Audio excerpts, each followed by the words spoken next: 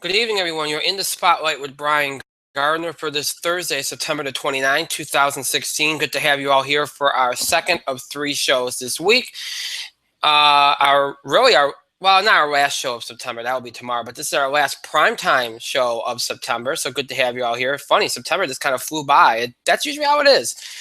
I remember when I was younger, it used to be one of the longest months, and maybe that's because when you're a student and you're going back to school, it feels like forever. But these months tend to fly by no matter what time of year it is nowadays. So when you get older, it just kind of happens like that. So, well, anyway, good to have you all here for our second of three shows this week. Our entertainment Thursday here in the spotlight, as you all know, Sports Tuesday, Entertainment Thursday. So we have a couple of different things coming at you here tonight. Not too much, but some fun things we can get into.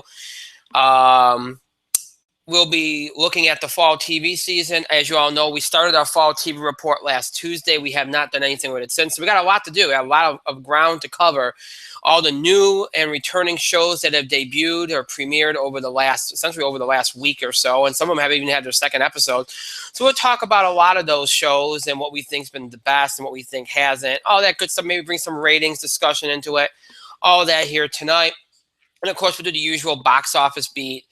There might be a couple entertainment news items we get to if we have time. A couple things that you all emailed us about that I want to touch on if we have time. And of course, the In the Spotlight TV picks of the week will be back here, which will kind of be.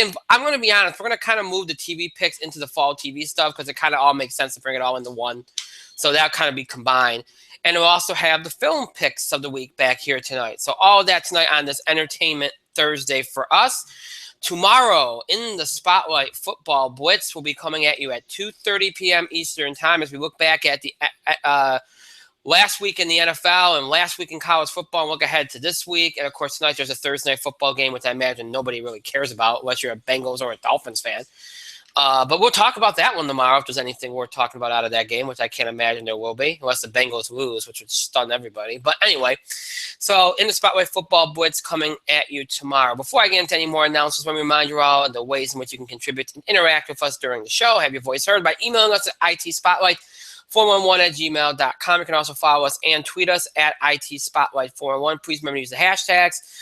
Hashtag IT Spotlight 411, hashtag ITS5. That's our 5th anniversary on the air hashtag. Or you can come up with your own hashtag as long as you're not disrespectful or insulting. So, we're talking about movies and TV. You might do hashtag ITS Movies, hashtag ITS TV, whatever you want. Just don't be disrespectful or insulting. You can also find us on Facebook. Just search for In the Spotlight 411 on Facebook. Make sure you like our page upon finding it. All right, as I said, tonight, entertainment. Tomorrow, football blitz. Next week, I don't know if there might be something we do special on Thursday. I'm not quite sure yet. We'll talk more about that on Tuesday. I'm on the fence about whether I want to do something like that. Obviously, the MLB playoffs will get underway next week. We'll talk about those and preview those on Tuesday. So there'll be lots to talk about there. Maybe make some picks and stuff. But that'll be Tuesday. But Thursday, there's an entertainment thing I might want to do, but depends on what we're looking at. So we'll see on that. But next week should be a pretty normal week for us, much like this week was. With sports and wrestling Tuesday, entertainment Thursday, and of course football blitz on Friday. So, but stay tuned for updates on that. My co-host is on here. Mike, you're in the spotlight. Everybody, a happy National Coffee Day. One of your favorite days, no doubt. Oh yes, Dunkin' Donuts occasionally does free coffee. Because it's their 66th anniversary, they did 66-cent free, 66-cent medium coffee kind you wanted, and God, I had to stop. 66 cents for a medium hot coffee was absolutely what the doctor ordered at 5 p.m. Although many places did give out free coffee today, I did not happen to stop by any of those places, unfortunately. Tragedy. Hey, 66 cents ain't that bad. I know. I paid with all of the change in my car. Oh, plus tax, so it was 71 cents here. But I paid with the change in my car. Yeah. That's gotta be very annoying though for the employees. Like, you know how many people are probably coming with like change today? You know? Well, I came in with exact change, Right, but but you know what I'm that saying though. Like, yeah. just saying it's just that's what they're paid to make sure to keep an accurate count of money. Yeah. So I double checked my 71 cents before handing them my 71 cents, while they double checked my 71 cents, and then they handed me 71-cent medium pumpkin mocha, cream and sugar, the flavor of fall. Yeah.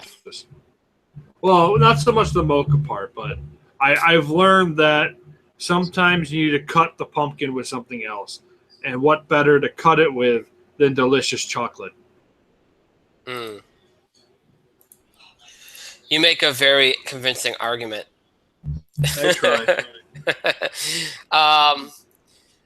Yeah. You know what's interesting is I had forgotten that it was National Coffee Day. I think my wife did too, which is probably devastating for her. But But anyway, did Justin forget? That's the question. I didn't hear him mention anything, so I mean, I think he had I think he had coffee at home, to be honest. I'm not sure. Not really sure. Tragedy. I know, isn't it? What do you do about that? Like, you know. You get up to date on your National Coffee Day because it's not like it wasn't advertised. You know, it is an every year occurrence, so I think at some point you do have to kind of plan ahead for it. I saw a lot of I saw a lot of signs about it, so I think it's fairly pretty easy to kind of figure out. But you would think. The only reason why I forgot about it was because I don't drink coffee, and that's not something that's a priority for me. But anyway, I'm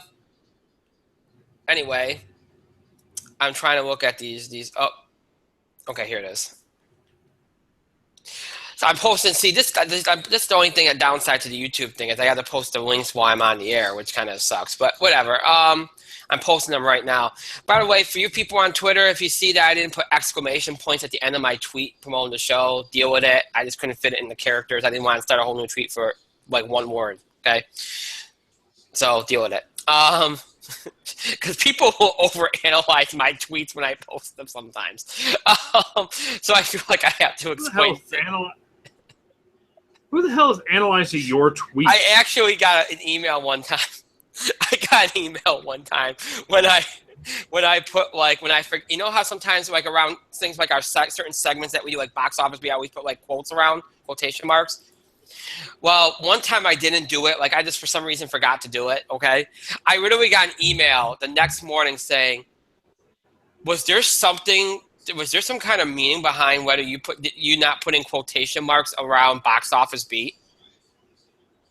Let me answer that question. Like I literally no. But I'm gonna be honest with you. Like I literally sat there for a good like 15, well, not 15 minutes, but like a couple minutes, good 2-3 minutes, looking at that and going, seriously? Like there's nothing to it. All right, it's look. Sometimes I'm in a rush. I don't put everything in. Most of the time, I just copy and paste it. To be honest. I mean, it's just the easiest thing to do, you know, unless something changes, you know. But otherwise, I just, you know, I type it up quick. Like that's the only thing I can do. When I had Jeff Tech, it was a little easier to do it. But, you know, anyway, enough small talk. Let's get into what we're going to be doing tonight.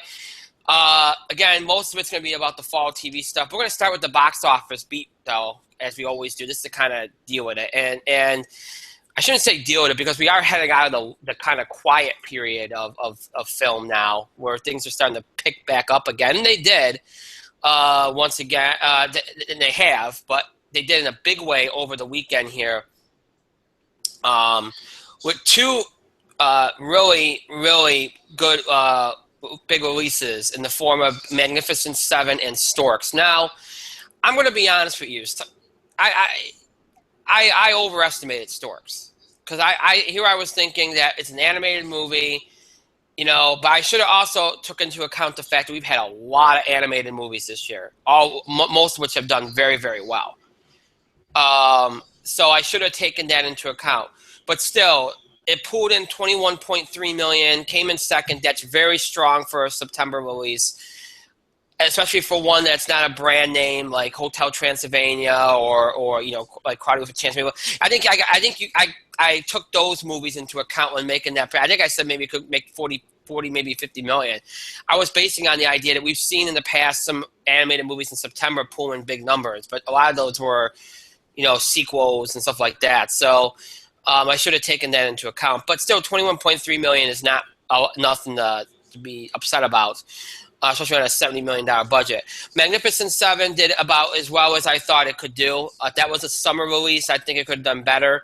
34.7 million, first place is very good. That's a very strong September release. I thought it could have done better, but it's doing a little bit better on the weekdays. You know what? It's a good thing for the Western genre. Okay. It's got a $90 million budget. It's the first kind of Western movie outside of Django Unchained to really pull in a good number and open with a good reaction and good reviews and stuff. So it's already made 65.1 million. I think it's going to be okay. We'll see how it holds. I mean, a lot of people have wondered maybe it should have opened a couple weeks earlier. Might have helped it out with less competition. I don't know about that because I think, look, with Sully there, it would have bit into the older audiences a little bit. And there is an older audience coming out for this movie too. So I think given the kind of movie this is, the genre it's in, it's done very well. And you give a lot of credit to the cast it assembled, but I also think you give credit to the film. I haven't seen it yet, but everything I've heard has been good. So I think if you're at the box office, you like what you got here. It could have been better, but it could have been worse. And I think it falls in line enough with what you would want, would at least want and hope it would be. So two big movies, a $34.7 million opening for Magnificent Seven, 21.3 for Storks. Sully settled in well in third in its third weekend, dropping from first, 13.5 million. Not too bad, only less than a 40% drop off. So not too bad. Everything else was under 5 million, including Bridget Jones's Diary at 4.6 million, Snowden at 4 million, a little over 4 million, and Blair Witch at 4 million. So realistically, if you really look at this, it wasn't a great weekend, but it wasn't a horrible weekend. It kept pace. It was at the level of what you would look at it minimally you'd want it to be. You were hoping for more, but it satisfies. It wasn't big though. But again, this September has been a little bit better than they probably expected it to in Hollywood. From Don't Breathe kind of getting them through Labor Day, through Sully pulling in the numbers it has. Ultimately, it has not been bad. It could have been a lot worse because there wasn't a whole lot there. This wasn't last year where you had a couple of tent poles in September like Hotel Transylvania. This is held strong. I think you like where you're at. So, all in all, I think it was a successful weekend, although it could have been better. Now you look ahead to this weekend, which will feature multiple new releases and one release that's expanding. The release that's expanding is called Queen of Katwe from Buena Vista Disney, opening in 1,242 theaters, pardon me. And this is a sports drama. It ain't going to do a lot of things. It stars Lupita Nyong'o and David Oyelowo. It won't do a lot. It's only a $15 million budget. It's already made $376,000. It might pull in about 1.5, 2 million. So you don't really factor that into anything huge here. The bigger movies are the next three. The biggest release is the return of Tim Burton with Miss Peregrine's Home for Peculiar Children. This is a fantasy film from Fox, opening in 3,522 theaters, budgeted at $110 million. So finally, they realized that Tim Burton movies got to bring the budget down a little bit. That's a minimal budget for a Tim Burton movie nowadays. Again, directed by Tim Burton, starring Eva Green, who's become a Tim Burton favorite, Asa Butterfield, who also has become one, Allison Janney, Terrence Stamp, Rupert Everett, Judi Dench, Samuel Jackson. So a very good cast. This is a hard movie to call because I haven't seen as much interest in this movie as I thought there would be. It gives me a little bit of I see some red flags here that make me think it might not pull in a good number. Uh, again, you got Storks, you got Magnificent Seven. Now, Storks would be the biggest competition because it's going to cut into that family audience. But this, I don't know if I'd worry too much about it because I think this skews on the older side of the family audience. More towards 10, 11, 12-year-olds, more so than little kids. So that might help that out a little bit. If it gets to about 25 million, I think they'd have to be happy with that. I don't know if I can go any higher for it because, again, I haven't seen too much anticipation for this. I haven't seen there are some red flags here that make me worry about its potential at the box office. The second biggest release is Deepwater Horizon action drama from Lionsgate Summit. That's going to be opening in 3,259 theaters, directed by Peter Berg. Kurt Russell and Mark Wahlberg star in this $156 million film, which I question the budget on it. Because, it is a disaster film, but the way it's being marketed, it markets towards more of the, inspirational, kind of overcome this kind of thing, courageous kind of movie, rather than which I guess you can make that work because it worked for The Perfect Storm. It's worked for several other films. But I don't know. I don't know if the marketing has gotten across what it really is going to end up being. If it has, it could make about 30, 35, $40 million. If it hasn't, it could be right around 25, 30 million low end and battling it out with Miss Peregrine's Home for Peculiar Children. So it could be close between those two depending on how everything falls there. But that budget worries you because it might be, maybe internationally it pulls it in, but that budget sets a very high expectation. And I question that. Giving a movie like that kind of budget. I know it's a disaster movie. You got to get, the budgets are going to be high anyway. But the way it's been marketed, I question whether it doesn't seem to match that kind of budget it has. And anyway, third biggest release is a film called Masterminds. It's a comedy from Relativity Media, opening in over 3,042 theaters. PG-13, starring Zach Galifianakis, Owen Wilson, and Kristen Wiig. Danny McBride and Rowan Michaels are actually executive producers on it. A lot of the SNL people are in this movie. Obviously, Kristen Wiig's there. But you also have Jason Sudeikis. You also have Leslie Jones, Kate McKinnon, who just won an Emmy. Kate McKinnon and Leslie Jones were both in Ghostbusters earlier this year. And a lot of people have had their eyes open to their talent. This is more of an independent release in a lot of ways. Honestly, it classifies a smaller budget. It has been delayed a couple times. There hasn't been a lot of comedies this year. There really hasn't been. So, maybe this could pull in a good, strong $20 million number. It is PG-13.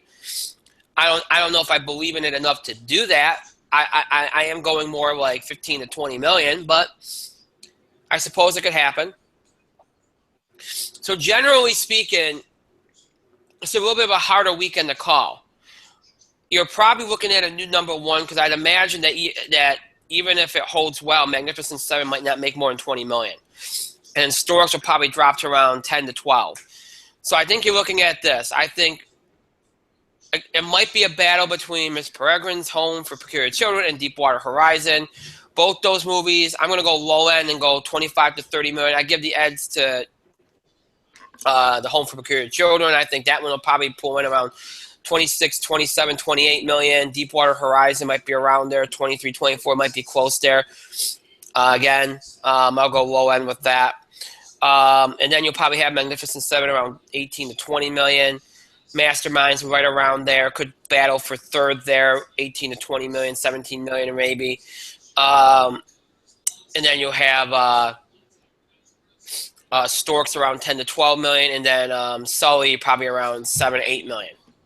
That's what you're probably looking at this weekend. So not a bad weekend. Actually, a fairly balanced one. It should build for a better top 5, top 10, and should be a little bit of an improvement on last week because you got more films out that will probably pull in decent enough numbers. So it should be a little bit more of a balanced weekend. Mike, you have anything to add in terms of the box office? Oh, it's my turn to talk. Yes, sir. Okay. It's been a while. Let me see if I remember how to do it still. Good. There's not a whole lot I had to say about the box office, though. Magnificent. Look, I thought Magnificent Seven would get about 50 million this weekend. It only made 37. It's not surprising though. Storks came on strong, and Sully's still doing good. So, Magnificent Seven didn't hit 50, didn't even hit 40, but it's got a 90 million budget. It's at 65 million now with the worldwide. It's probably going to get there pretty easily. It's the movie that I wanted to see since the end of summer. Looking forward to going to see that at some point soon. I don't know. Storks kind of, I think, overperformed a little bit. But then again, I was expecting it to bomb. So, but I was expecting worse. It didn't do worse. Sully continues to hold well. Something for the older audience and something for the award bait audience. They get to see Tom Hanks perform in Sully. How fantastic for them. Diary, despite being a massive and colossal bomb here, it's actually profitable worldwide. And Side Squad continues to stay in the top 10. The only reason why I bring that up is because I've heard that frickin' song Heathens by 21 Pilots 10 times today on the radio, and I fucking hate it now. So, Heathens, stop watching Suicide Squad. It wasn't that great song, but yet, the song I've heard more is that stupid Chainsmokers song. If I never hear that again, way too many times. Much like any Adele song ever. That is my excellent box office analysis. Screw 21 Pilots right now. Blame them for making money on it. I can't blame them for right now. That's and blaming them irrationally. Thanks, Suicide Squad. Just because. Since 7, Chris Pratt. Now, next week is an interesting weekend because you have two minimal releases. The Birth of a Nation, a drama from Fox Earth, which is getting a lot of awards buzz. Middle School, The Worst Years of My Life, which is based on a book, and it's a family film. And that's been a thing the last couple of years, having a family film opening in October, which, I guess it could be okay. Won't do huge, but it could be okay.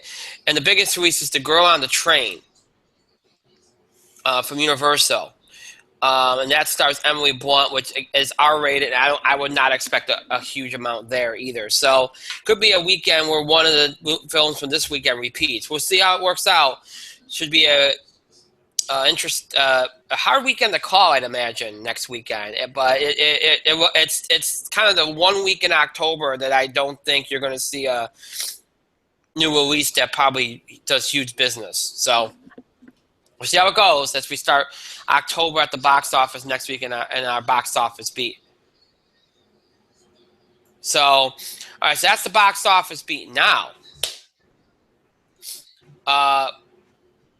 as we do our film picks of the week, I think the last time we did, I don't even know what the hell we did last time. I don't even remember what we did last time, to be honest. I know we did Civil War. I'm trying to think of what else came out that we did. Alice Through the Looking Glass. That's what we did. I think we have X-Men Apocalypse, and I think we have Central Intelligence next. Yep, there it is. So I'll do one, you do one. I'll be quick because there's not a lot I can say about X-Men Apocalypse, other than the fact that It's much like Alice Through the Looking Glass. It wasn't as bad as the reviews made it sound. Okay. It's nowhere near that bad. First of all, it's far and away better than X3. It's probably even better than the original X-Men, maybe. It's a nice trilogy climax for this first class trilogy, okay? It ties up a lot of things, even some things I didn't think they would bother with, which is most notably the Moira and Xavier plotline. There's some great nostalgia, and there's some great set pieces. There's a huge moment at the end of the movie that I never in a million years thought I would see actually done right, but it's done. They do treat Apocalypse, especially what they do at the end of the movie, the right way. They recognize that he's a character that's not easy to battle. I appreciate what they tried to do there. And so I think they handled that well. I think they did as good of a job as they could do with Apocalypse.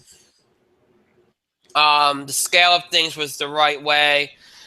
I still don't like how important Mystique ends up being, but I recognize that that's what they've done with this trilogy. They put a lot of stock in Mystique and made her more interesting than she's ever been.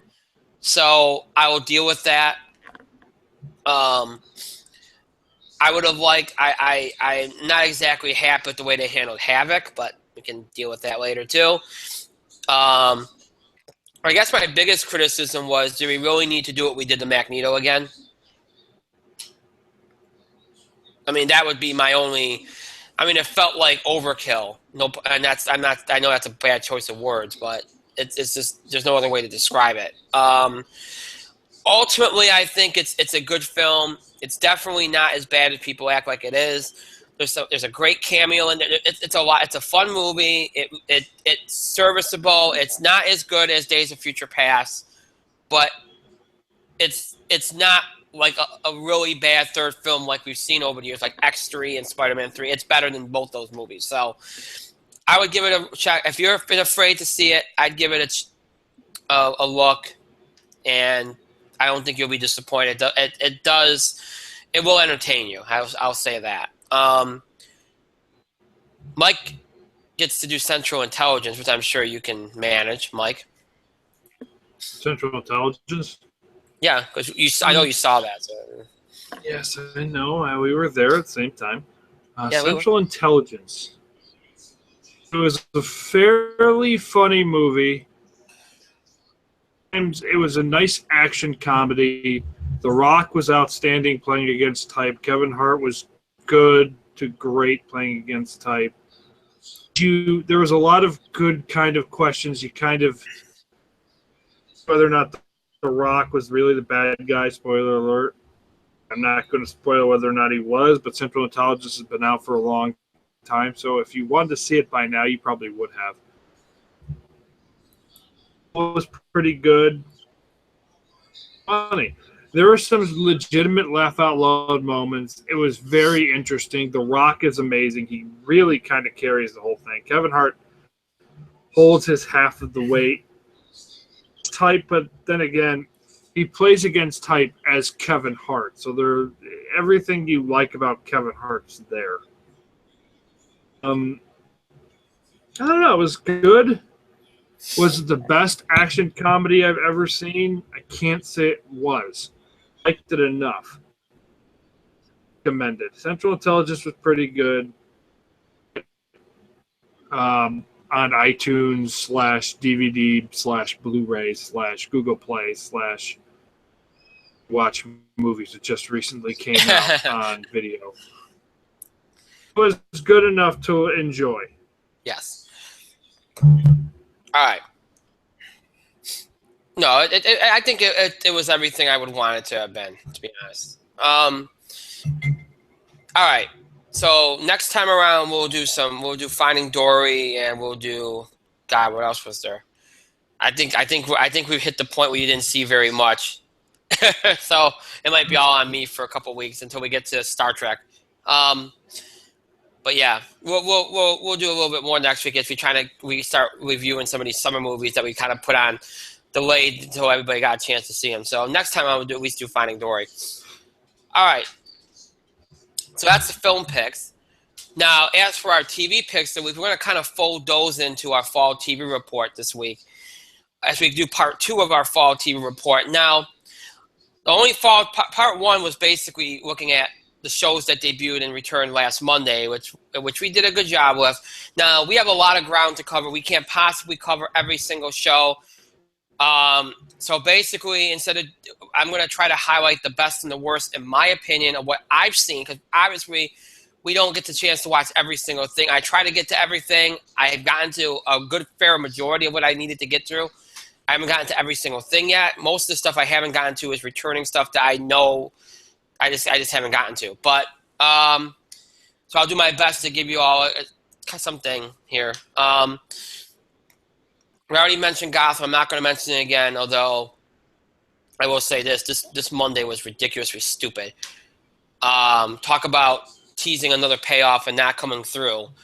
Oh, just so that we can keep bringing back Fish Mooney. But anyway, I digress. I won't go there. Because we already talked about that show.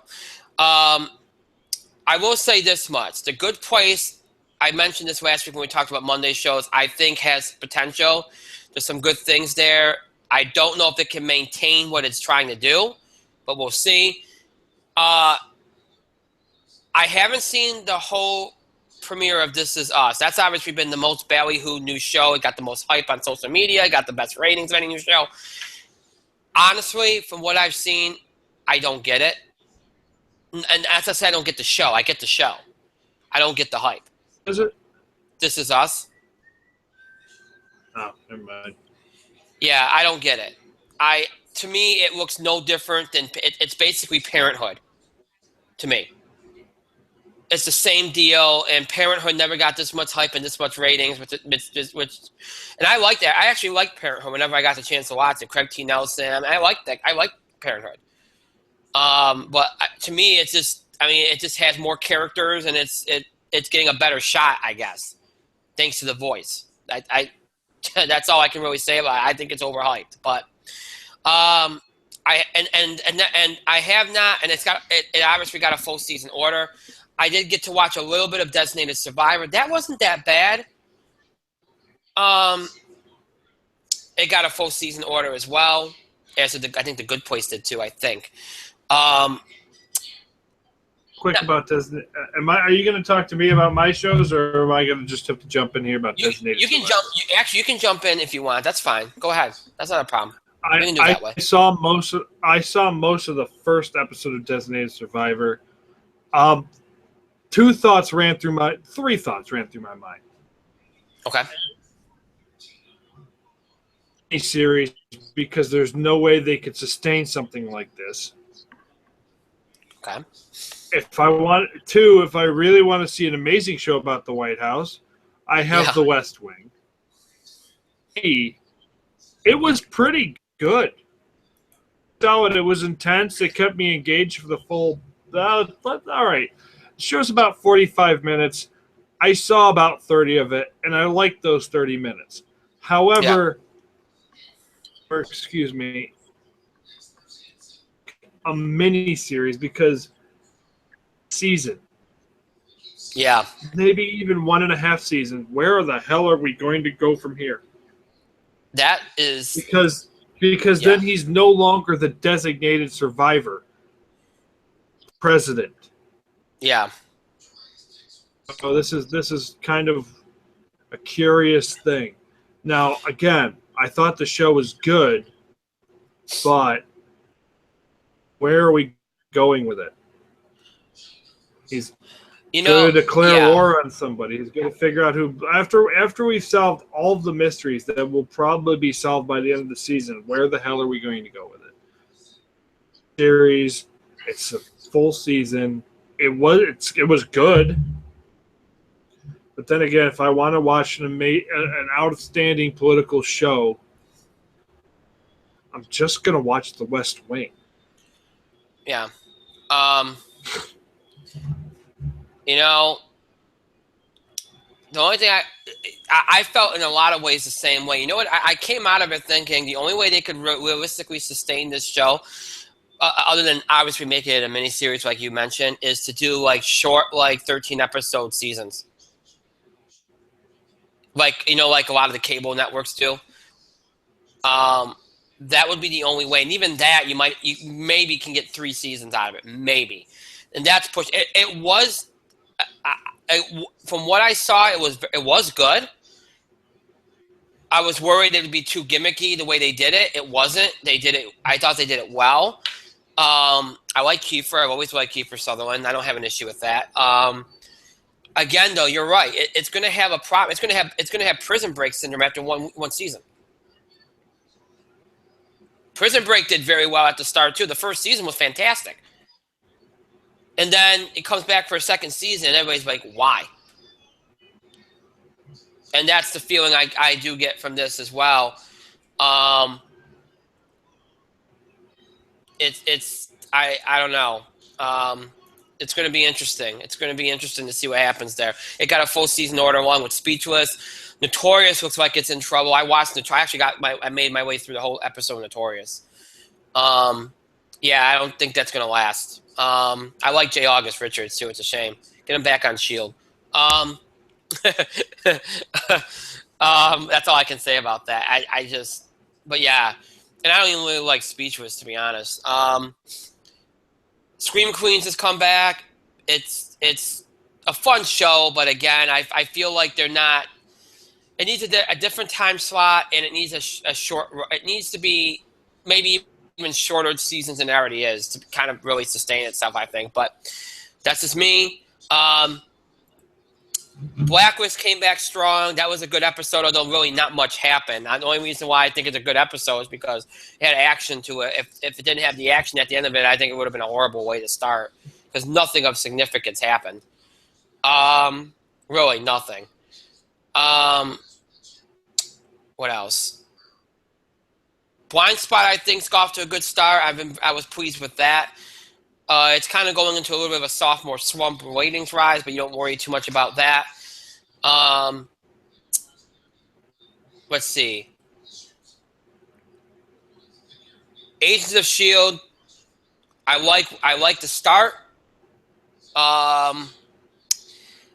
I will say I do not like the idea of them after 2 weeks, only 2 episodes, being off for 2 weeks. But I recognize a lot of shows are dealing with that because of the debate next week. So, okay, that's fine. A little too much I understand you have a darker tone. I get that, but we don't need gratuitous stuff, blood and sex and stuff like that. Unless it folds into the story, don't make it forced. Okay.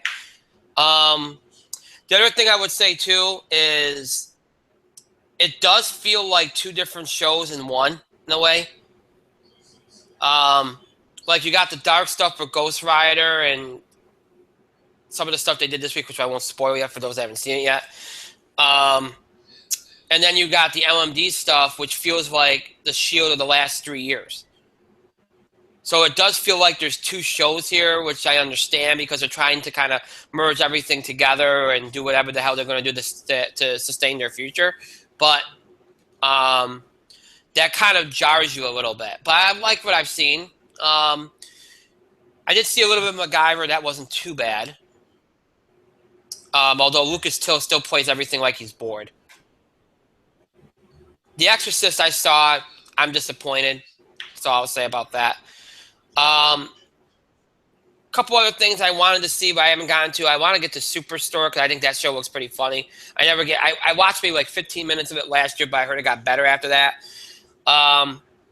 So that's one of the shows I want to get to. I did see Pitch. That was terrible. It's going to get canceled. No need to worry about that. And that's pretty much it. A big story has been DVR audiences. A lot of people looked at the ratings over the past week, and you've seen some shows do huge surges in DVR. Agents of S.H.I.E.L.D. was one of the biggest ones. It had the biggest retention, I think, ever, where it went from, it got like a 1.1 and ended up being at a 2.0 in the demo. Blacklist is still a good one in there. You've seen How to Get Away with Murder, Grey's Anatomy, Hawaii Five-0. A lot of these shows have gotten really good DVR numbers, which makes you wonder about like how they're going to be viewed. Because I think look, the networks now do weigh it; they have to weigh it. But in the case of a show, in a situation like Agents of S.H.I.E.L.D., if it does not get renewed by ABC, which is a very high likelihood because it's past syndication now, it shows you that it could be successful on Netflix because of the fact they get such a good streaming number on DVR and such. So, if I'm being honest, as far as new shows go, from what I've seen, Designated Survivor is probably the best one. Probably. But again, there's some questions of whether it can sustain that. Worst one was Easily Pitch. Easily.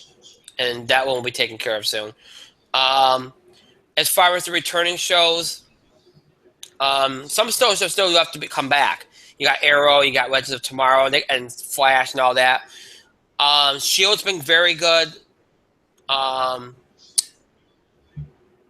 I will give South Park credit. That's been very, very good. But that doesn't need to be good. It's going to stick around no matter what. That's all I really got. I mean, I know I kind of skewed around and danced around there, but there's a lot of ground to cover in a week. So many shows came back, and so many yet to come. Walking Dead, the CW shows, Haley Atwell's show is coming up, I think, on Monday. So still some things to come. So, Mike, why don't you only mentioned Designated Survivor. Do you have anything else? Yep. Okay, go ahead. You got the floor. Oh, good. I have the floor. Ha ha ha ha ha. Okay. Thanks, my turn. I have seen one episode of South Park. I enjoyed it. I'm 2 episodes behind. I would have seen the last episode of South Park had I been invited to somebody's house last Friday, but that's just not sour grapes, now was it? And it was preparations for a not so surprise party. I just felt like bringing that up. But I imagine I will catch up on South Park fairly soon. But I enjoyed the one episode I saw. I have seen it's Speechless. That comedy was outstanding. Or it's starring Minnie Driver, about a family who keeps moving around to find their son who can't speak. I thought it was charming. It was hilarious, especially when you had the kid in the wheelchair interact with the janitor who became his new interpreter. Good. Speechless, I highly recommend. Episode. I have the second episode on the DVR right now. I'm actually very excited to watch it. Speechless, I recommend. I had questions about, but I generally liked it. Arrow has not come back yet, however, and I am positive on the first 4 episodes, and once we dive back into the Olicity bullshit, I am out. Because Olicity is ruining the show for me. Yeah. See, and sadly, I didn't even see the finale. I couldn't watch the finale. I'll probably get it on Thanksgiving. I'll probably catch up that way. It's just, I didn't watch the finale because Flash finale was good, though. Other than the whole, the Spider-Man moment, great power comes great responsibility. Yeah. You roll. Went back in time like a bitch. So, gotta love that. So, kind of excited to see where we're gonna go with the CW shows. Speechless was really good. Seen MacGyver. have the first 2 episodes sitting there. Have not gotten to them yet. I'll say this though, Weapon was really good. Yeah. 2 episodes of Lethal Weapon were really, really good. No, they were not a retread of the movie. It's same characters, kind of reimagining. Damon Wayans, a guy from Texas. It was really fun. Version of Rush Hour. The Rush Hour TV series based on the Rush Hour movies. And I liked that series. It's just not coming back, but I liked it. Maybe it's not. I don't know. Been highly enjoyable. Looking forward to the next episode. What else did I see? What else? The Goldbergs was pretty funny. Talk about a whole lot, but it's actually really pretty good. And I like it way better than Modern Family and Big Bang Theory. But I did a first really good episode. Okay, I will address Brian's Room, Agents of S.H.I.E.L.D. The first episode. I liked the Ghost Rider stuff. Not a big... I mean, everything else was good. It was a really good episode. I like the fact that Daisy's coming back down to Earth a little bit, and the world does not revolve around her and the friggin' Inhumans. I'm pretty tired of Inhumans at this point. At this point, I'm like, hey, can I just see a mutant, please? Can I just get an X-Man? That's what I want. I want to see a damn X-Man somewhere. Just be like, Inhuman? No, you stupid son of a bitch. I'm a mutant. I've had these powers from since I was born, except from when I slightly got older, in which case they put adamantium into my bones. Snick, you know? Yeah. I hear you. Or it doesn't matter which one. Which one? I'm tired of the friggin' Inhumans nonsense.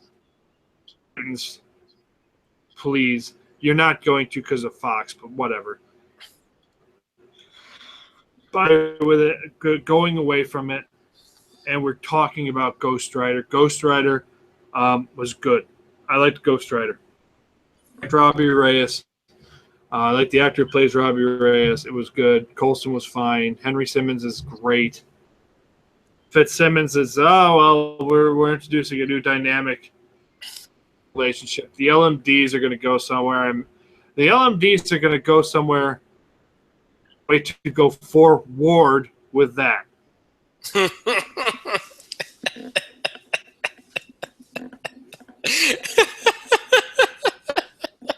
But the one episode of Agents of S.H.I.E.L.D. I saw, I enjoyed. And I've got the second one just sitting there. I should watch it fairly soon. But I caught up on Lethal Weapon today. And Lethal Weapon, highly recommend Speechless. Mm-hmm. I recommend those 2 shows. They are outstanding. That's all I got for now, man. That's all I got for now. I think somebody in the writers' room at Agents of S.H.I.E.L.D. was agreeing with you, because there was an interesting line. I won't spoil it in the second episode, where I'll just say who said it. Daisy asks Robbie Reyes if he's Inhuman, and he flat out tells her no. And we all know what he is, you know. The origin's what we all expect it to be, you know. But it was kind of funny. She has like a WTF look, and she kind of just tilts her head, and I'm like, yeah, it's great that he's not an Inhuman. Thank God. I just sat there thinking, please don't say you're an Inhuman. Don't change the origin. Please don't do that. We don't need any more of that. And thankfully he wasn't. So, but yeah, you're right about that. I haven't gotten a chance to go get to Lethal Weapon, and I kind of was afraid to. I was afraid of what they were going to do. But but it sounds like, not just from you, I've heard this too. I haven't gotten to it yet. It sounds like they did right by it at least, so that's good. That's good. And look, Speechless got a full season order, so there you go. Speechless is worth it. Yep, it got a full season order, so it doesn't. So they announced those two today. I don't think Notorious is going to be so lucky. I think that's going to get canceled. But those two did get orders today. All right. So again, I know that was a quick overview. You still have some shows to come back: Walking Dead, the CW show. We'll talk about them across the way. Obviously, we'll talk ratings, cancellations, all that stuff over the next couple of weeks. So this kind of will continue. Maybe in a smaller way over the next couple of weeks as we kind of motor through the fall here. And let you all know how these shows are doing and more creatively and what we recommend and all that kind of stuff. So we'll continue to do this. It's not as pronounced, I should say. So a couple of entertainment news bites that I want to get to. Well, not that I want to get to, that you all sent in that you want us to talk about our reactions and feelings on. One of these I sent to Mike yesterday. It's been a huge bit of news over the last couple of days, and that is the fact that Disney has greenlit a live-action version of The Lion King with Jon Favreau directing after his successful turn as Jungle Book director. This is something that's been rumored since Jungle Book came out in April, along with a sequel for Jungle Book. I was telling Mike this for months. It was rumored. It's just a matter of it happening because he's in the Disney family, so it's an easy thing to do. So, yeah, we're getting a live-action Lion King with Jon Favreau directing. If you've seen Jungle Book, you know he will pull this off. Apparently, now this is – look, if you've seen Jungle Book, you know there wasn't a whole lot of music. They did do the bare necessities, but they didn't do anything else, really. And they did I Want to Be Like You. Those are the only two songs they did. A lot of people did not like that. They thought there should have been more songs. Apparently, with The Lion King, there will be more music, just like with Beauty and the Beast. They're going to do it like the majority. They're going to do all the songs. Lion King, they're going to do all the songs. So I'm excited about it. The only thing I'm not excited about is seeing a certain character's death scene in live action. But what can you do? So, Mike, I obviously think you'd probably be excited about The Lion King. So, certain characters' death scene, huh? Yeah, spoiler alert. Yesterday, the same thing I'm going to say right now. There's an opportunity to scare and scar millions of children. When they're like, no, Simba's dad is getting trampled. Oh. Yeah.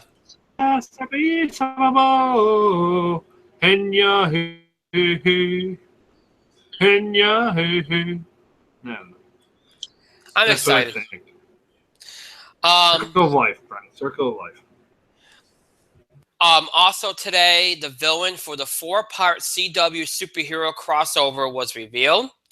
And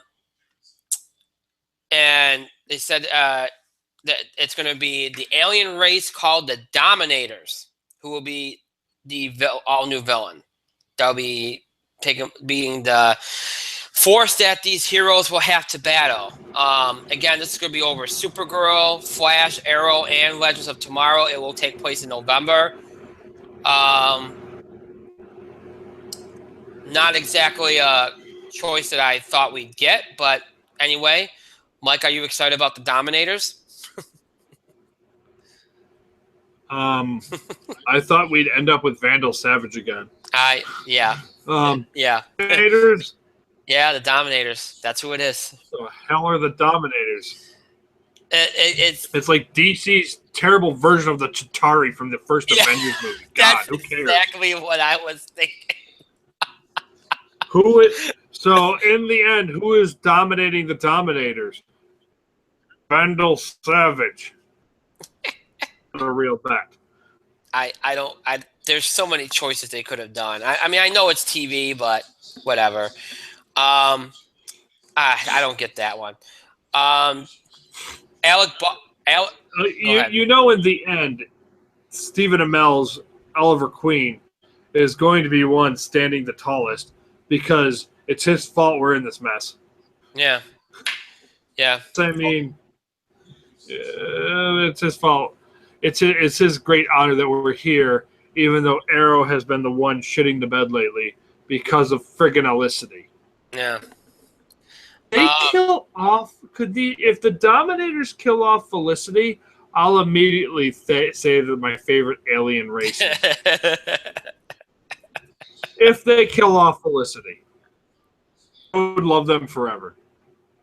I will say this, since we're on the topic of the series. Supergirl is. I watched the first.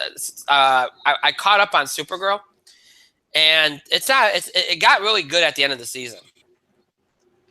So, I mean, it could. I mean, I have more faith in Supergirl at this point than I do Arrow. That's sad, but it's true. Yeah. Well. Alec Baldwin is going to return to SNL on Saturday night to portray Donald Trump. Okay, and I don't know why people cared about my reactions to this. I don't really care. I like Alec Baldwin. Him coming back to SNL was not really big news because he does it all the time. I guess good for him. I really don't have any reaction to that. I don't know why I don't even know why we got like what was our reaction. Here's the thing. Let me explain the reaction. So the thing is, Alec Baldwin, there was some pushback. True. And, because he's not the most popular. He's not the most popular person. No, that's true. And the thing is, like, and they thought they could find somebody better, maybe, amongst the cast, and there are good choices there.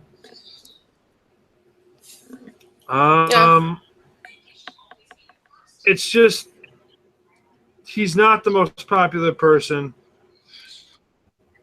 He'll be fine. Looking forward to it. Kate McKinnon's going to be Hillary Clinton, obviously. Right.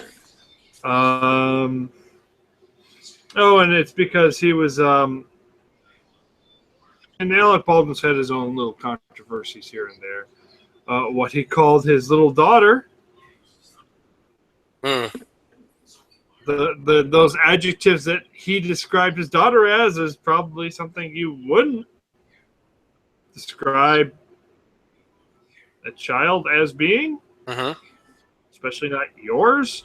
But hey, Alec Baldwin.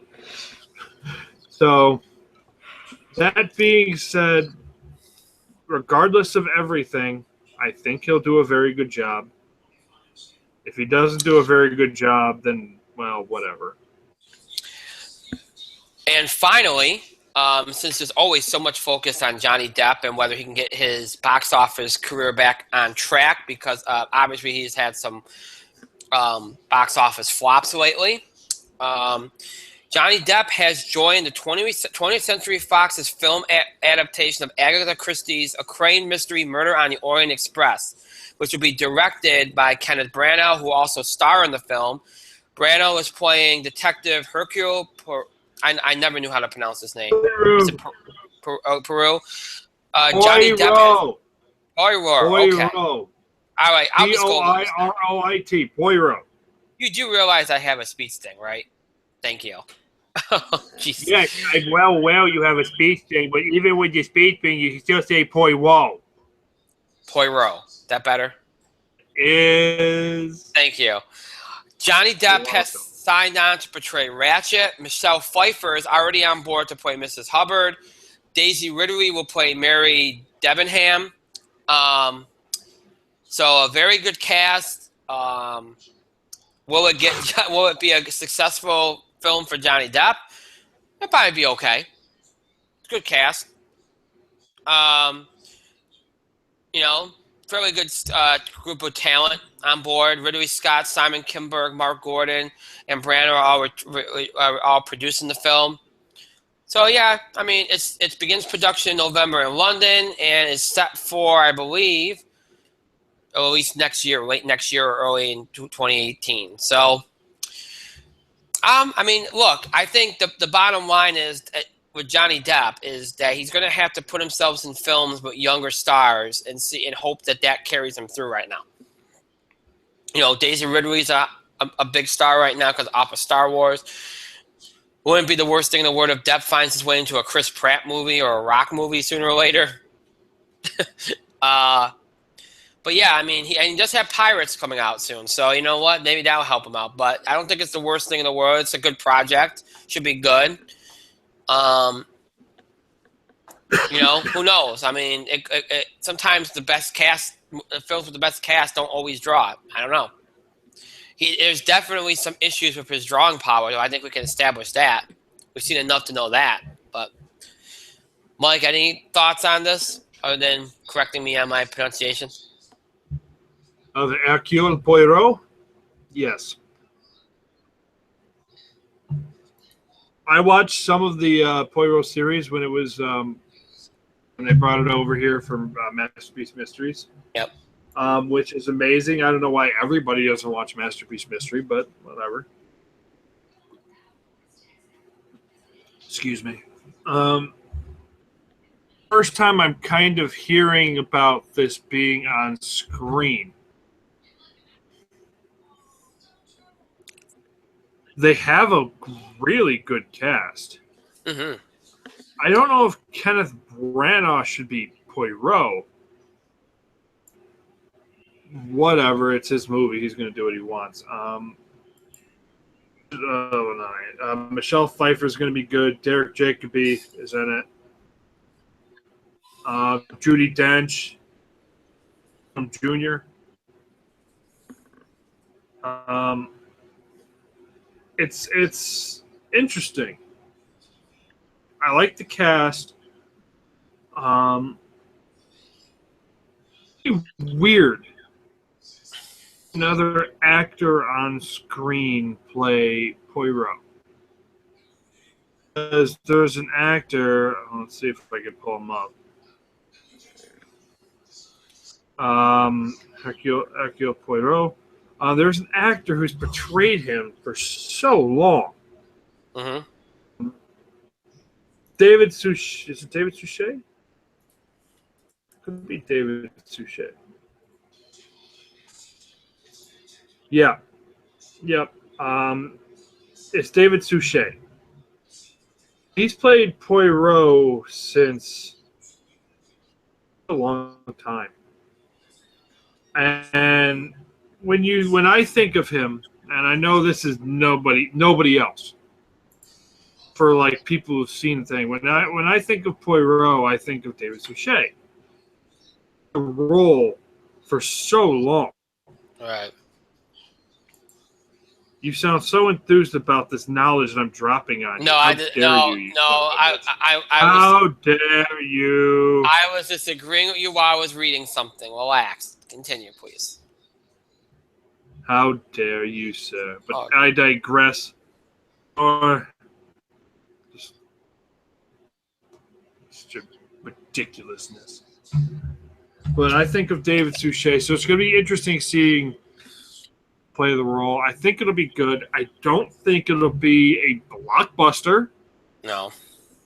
Pretty well. And besides, if we're waiting for the Johnny Depp blockbuster, allegedly, I heard there's a new Pirates of the Caribbean movie coming out next year. I wish it was coming out next month. I wish it was coming out next month, too. And I bet, all right, maybe not Disney doesn't. I bet Disney just kind of wants to get that out. So it's like, hey, Johnny Depp's still viable again. Tails. Remember, you want to see that movie. I do want to see that movie. I do want to see that movie. By many accounts, it could end up being the last movie in the franchise. There are all kinds of rumors that the cast is down on Johnny Depp, that he held up production, and who knows? Who knows? But we'll see. Allegedly, I mean, that production supposedly went on during the rough part of his recent history. Yeah. Right. So, of course, he'd be a little on edge. And that's something that I think they have to take into account. But you know what? Nobody really knows what the future of the franchise was anyway. because they kept going back and forth. $1 billion, we're going to get the 6th movie. Right. If it doesn't make $1 billion, who knows? Yeah, I mean, and remember, this has been in development hell for a little bit, so we'll see. We'll see how it works out. All right, so I touched on everything that you all sent in, even the stuff that I didn't understand why you even needed our reaction to. But anyway, so we got through everything. Let us wind down here. As always, the show might be over. Does not mean you have to stop interacting and contributing to our show. You can continue to have your voice heard. You can send us your feedback, your questions, comments, reactions, things we said on the show, things we talked about on the show, questions about the show and scheduling the show, your general feedback, things you want to suggest, any of that kind of stuff, topic ideas or breaking news items related to sports, entertainment, or wrestling that you want us to cover. Any of these things you can do by email, Facebook, and Twitter. You can email us at itspotlight411@gmail.com. You can also follow us and tweet us at itspotlight411. Remember to use the hashtags, hashtag itspotlight411, hashtag ITS5. That one, of course, our 5th anniversary on the air as a podcast hashtag. Or you can create your own hashtag as long as you're not insulting or disrespectful. So depending on what you're talking about, if you're talking about movies, hashtag ITS movies, wrestling, hashtag ITS wrestling. Or create whatever you want. Just don't be disrespectful or insulting. That's all we ask. You can also find us on Facebook. To search for In the Spotlight 411 on Facebook and make sure you like our page upon finding it. We encourage you to follow us on Facebook and Twitter for the latest information about our show, especially any late-breaking news or cancellations. Obviously, with the football blitz now on Fridays, that can move around a lot. So it's important that you follow us for any time changes that happen last minute or any kind of news. And then we do post opinions on there too. So anything like that, follow us on social media so you can keep up to date on any last minute changes and all that kind of stuff. If you'd like to keep up with our show, look back at classic episodes. You have a number of ways in which to do that. If you're more of a fan of seeing us on screen and streaming us, and more, maybe you're just interested in some of our more recent episodes, then you want to check us out on Google Plus and YouTube. Just search for In the Spotlight 411. You'll have access to every episode that we produce for Google Plus and YouTube, which is everything from mid-October of last year all the way up until tonight. So pretty much everything from the last year is on there, so you can stream it anytime. So whether you missed part of an episode, want to check out an episode again, or miss an episode entirely, you can do all that here on Google Plus and YouTube. Just search for In the Spotlight 411. Maybe you're a fan of audio podcasting, hearing us rather than seeing us, or you want to listen to us on the go, and it's just more convenient for you to check out our show doing this, or maybe you're just interested in older episodes of our show. Whatever the case, you can also check us out on our main host sites, Podbean and iTunes. Just search for In the Spotlight 411 on both sites. You have access to not only our Google Plus and YouTube episodes from the last year that have been transferred into audio format, but also classic episodes from way back when, everything from our run on Blog Talk Radio from October 2010 to January 2011. Everything from our talk shoe run from January 2011 all the way up into mid-October of last year.